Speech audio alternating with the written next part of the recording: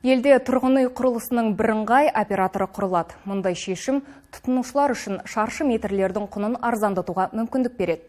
Осылайша Бәйтерек холдингі басқарма төрағасының орынбасары Әнуар Омарқожаев бюджет қаражатын үнемдейміз деп отыр. Ол шілдеде тұрғын үй операторларының санын қысқарту туралы заң күшіне енетінін еске салды. Бұл арқылы әкімшілік шығындар 40%-ға төмендеу мүмкін деді. Қабылданған шаралардың жай-жапсарын әріптесім тарқатады.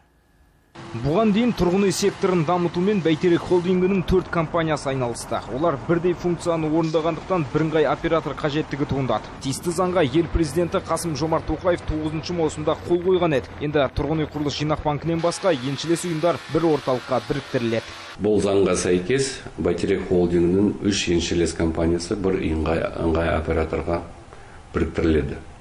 Олар Қазақстан ипотекалық компания, Бәйтерек Девелопмент және тұрғын үй құрылысына кепілдік беру қоры.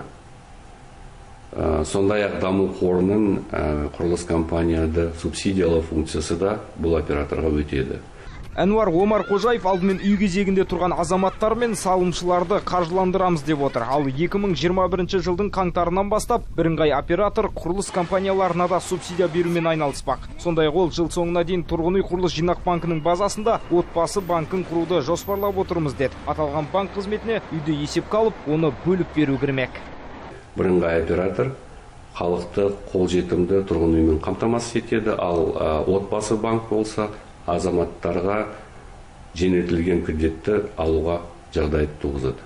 Әнуар Омарқожаевтың айтуынша, бірыңғай операторды құруға мемлекеттік бюджеттен қаражат жұмсалмайды. Керісінше бұл әкімшілік шығындарды 40%-ға қысқартуға мүмкіндік беретініне сенімді.